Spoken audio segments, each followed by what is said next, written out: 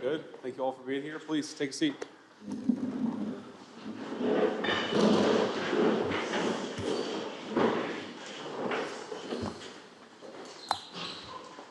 Okay, so what we're going to do is make some introductory remarks from me, from Andrew Ferguson, and from Stephen Miller, and then we'll kick out the press and have the real conversation.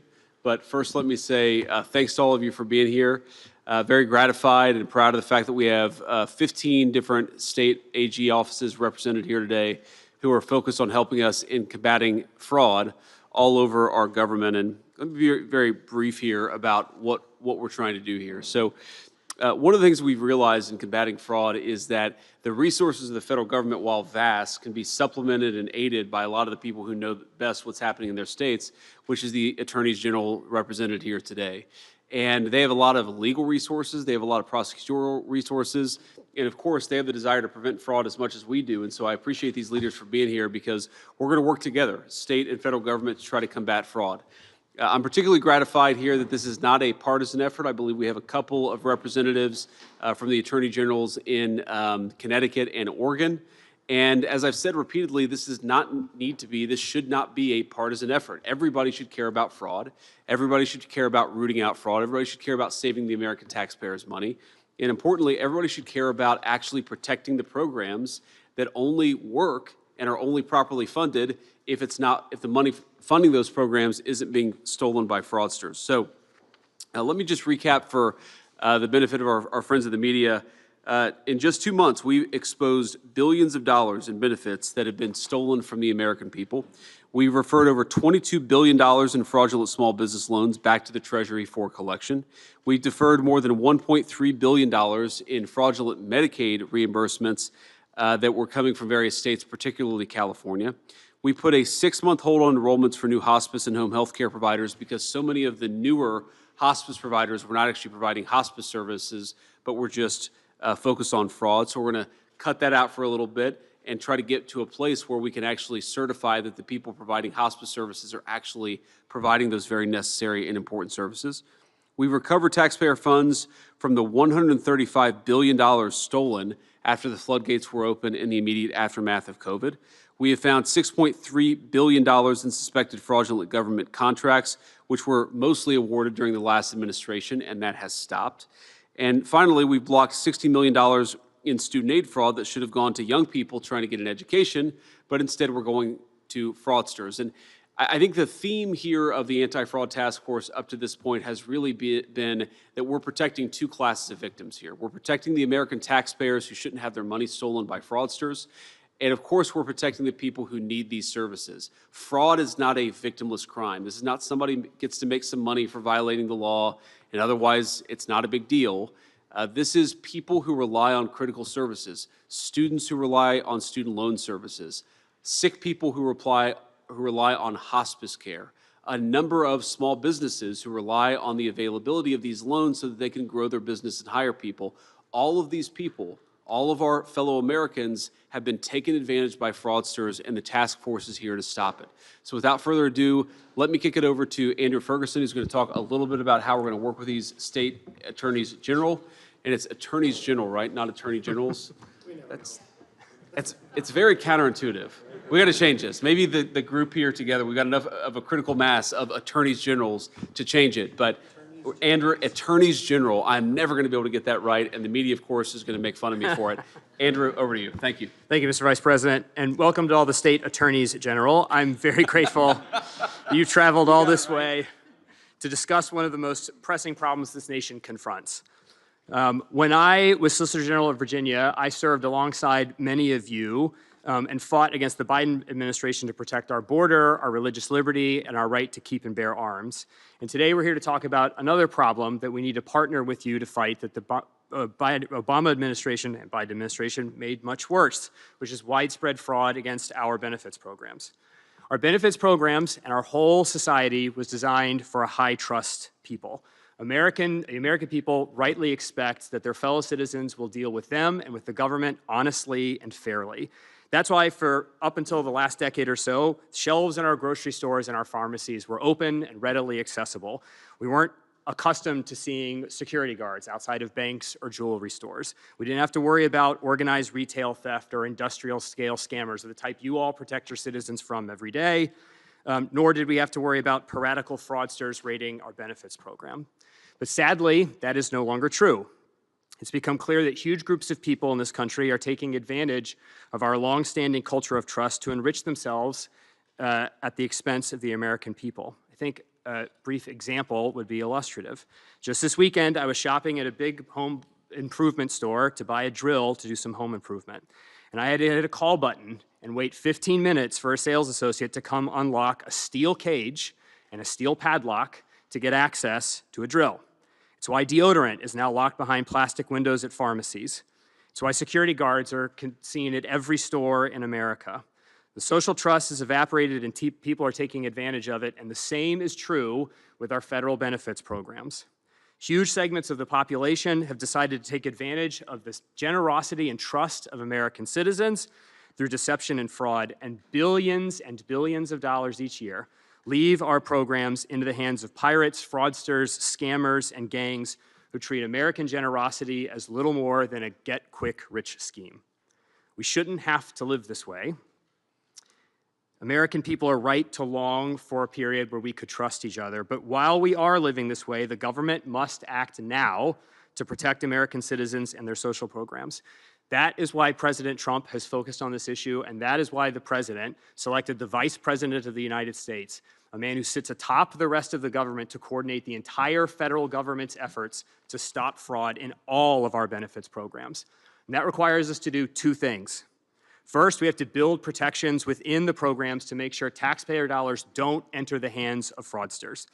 That's what the task force under the Vice President's leadership has been doing for months. With our agency partners, we've uncovered tens of billions of dollars in fraud and prevented billions from going out the door into the pockets of fraudsters.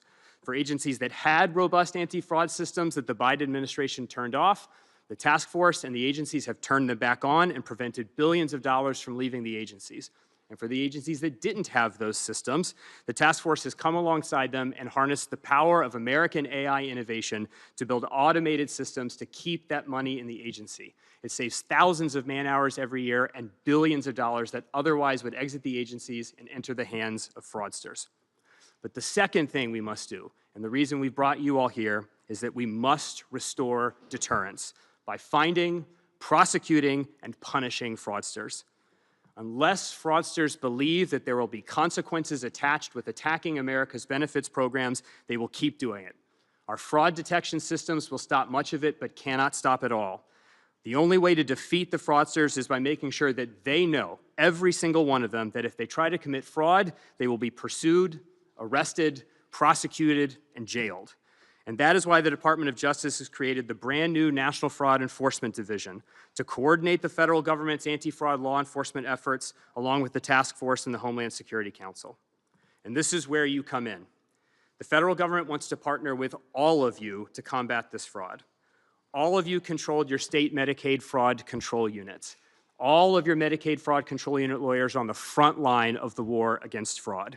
It is extremely important that they be effective, ready to fight as much fraud as they can, and that's why HHS will be conducting a thorough review of all of your Medicaid fraud control units to ensure that the nearly $500 million that the American taxpayers give you every year to fight fraud will be used to fight as much fraud as possible. Now, in a moment, the head of the Fraud Division, Assistant Attorney General Colin McDonald, will explain all of the ways that state AGs and DOJ can partner to coordinate and cooperate and put as many fraudsters in jail as possible. But before I close, I just want to remind all of us why this really matters. This isn't just about restoring social trust in America. This is about saving these programs so that your constituents who have paid for them can actually use them when they need them. Fraud is bleeding these programs dry. We've seen countless examples in this task force of Americans trying to use their benefits they've been paying for decades, only to find out that some fraudster has stolen those benefits and they're not available to them anymore. Just last week, the Department of Justice, under Assistant Attorney General McDonald's leadership, indicted 15 fraudsters in Minnesota. There, the fraud had gotten so bad that a major program designed to protect Americans from homelessness, including veterans, had to be shut down. It was so riddled with fraud, it could not be maintained. Your constituents are American citizens paying for these programs.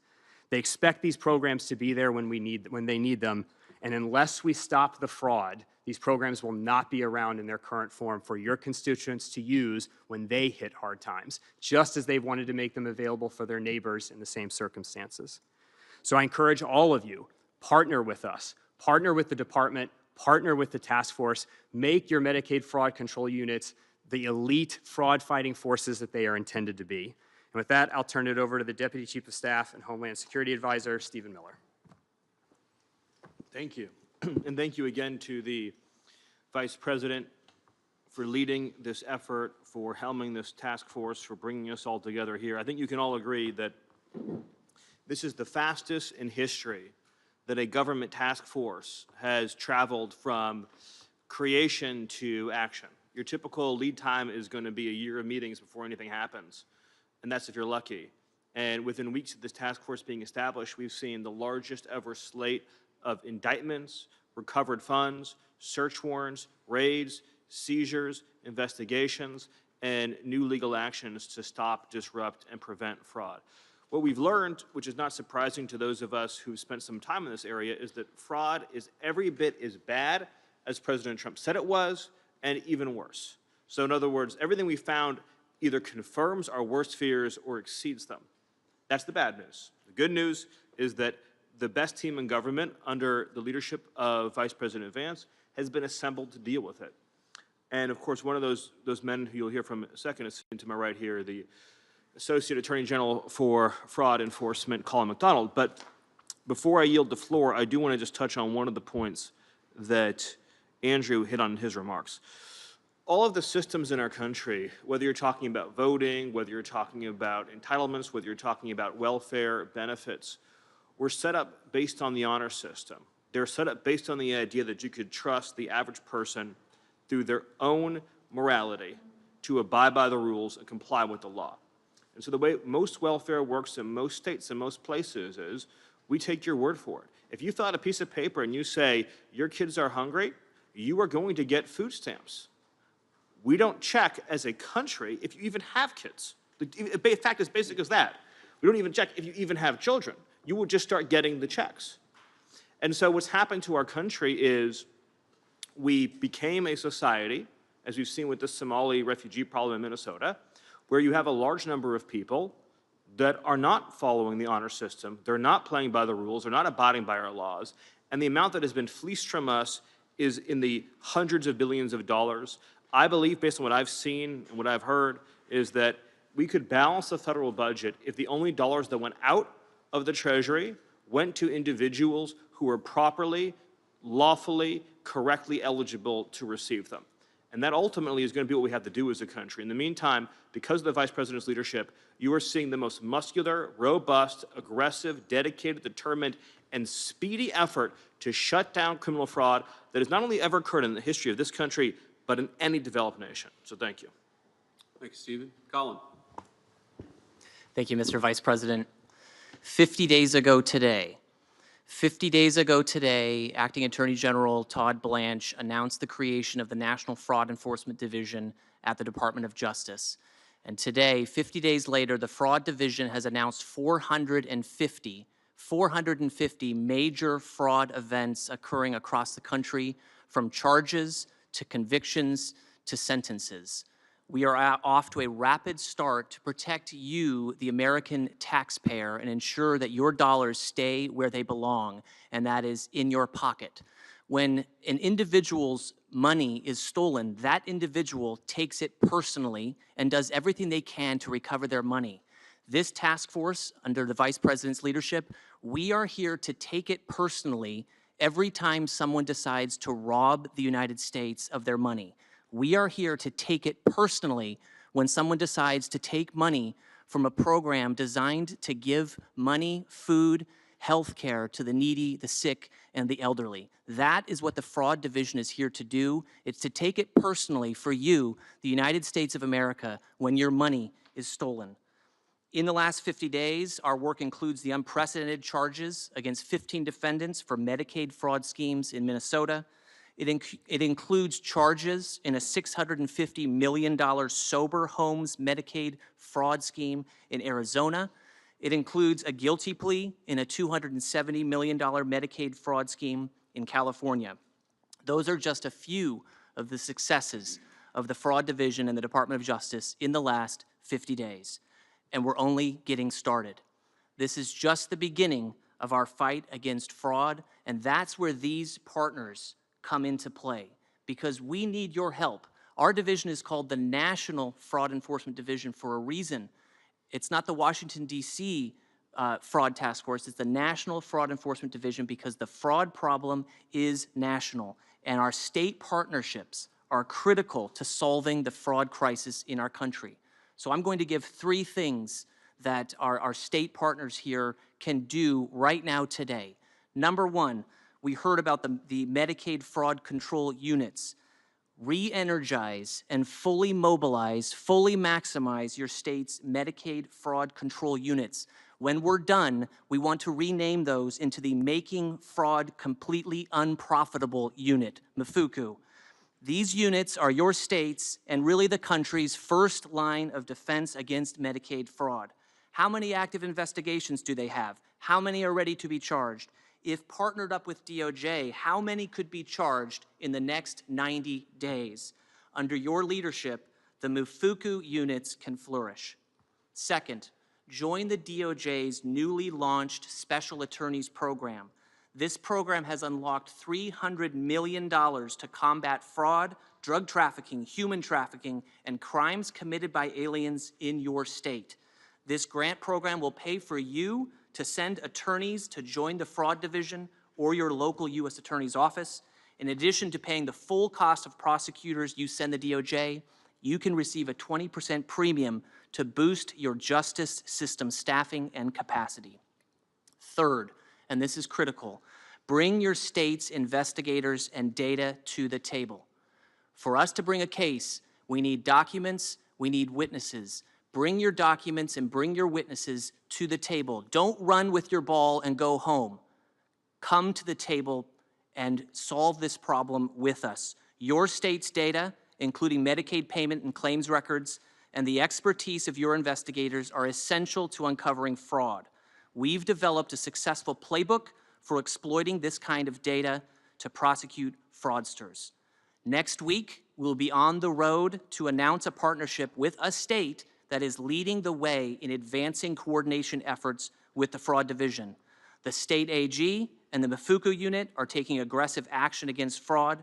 The state auditor, the state AG, and county prosecutors will be participating in our special attorney program, and the state treasurer and secretary of state are joining a statewide benefits fraud task force comprised of federal and state partners, which will be chaired by the U.S. Attorney's Office. And we invite you all to join us in similar efforts. It is our mission to combat fraud, no matter how big, no matter how small, no matter how hard, hold criminals accountable, protect victims of crime, and restore trust in our government. Come join us in the nationwide fight against fraud. We are ready to partner with you. Thank you, Colin. And let me just leave one final thought here before we dismiss the press and get down to the business of the meeting. So, as Andrew very ably pointed out, these are not victimless crimes. Sometimes the most vulnerable people in our community are the ones who suffer when we don't take fraud seriously. One of the cases that was part of Colin's series of indictments last week in Minnesota stood out to me, and I think highlights how particularly egregious some of these fraudsters can be. And it's a man who was supposed to be providing services to allow elderly people to live full and independent lives. And what happened instead is that the man who was supposed to provide these services, reimbursed by the Medicaid program, was providing nothing. No services, no help, no check-ins, and the very man, the vulnerable elderly man that he was supposed to be protecting and looking after, was reimbursed by the taxpayer in order to do exactly that. That man died. And one day before he died, after months of being neglected by the caretaker who was getting reimbursed by the American people, one day before he died, he submitted his final reimbursement for services he never provided for a man he never cared for. And that man lived his final moments on this earth neglected while a fraudster got rich by providing services that he never actually provided. That's what we're trying to stop, ladies and gentlemen. That's what we have to fight back against. It's a shame that anything like that happens. But if it does happen, the only way to protect those people and the only way to protect the American taxpayer is to ensure that the fraudsters go to prison and that they stop this ridiculous scam on the American people. So with that, I'm looking forward to the meeting. Thank you, press. We're going to talk in private now. Take care, guys.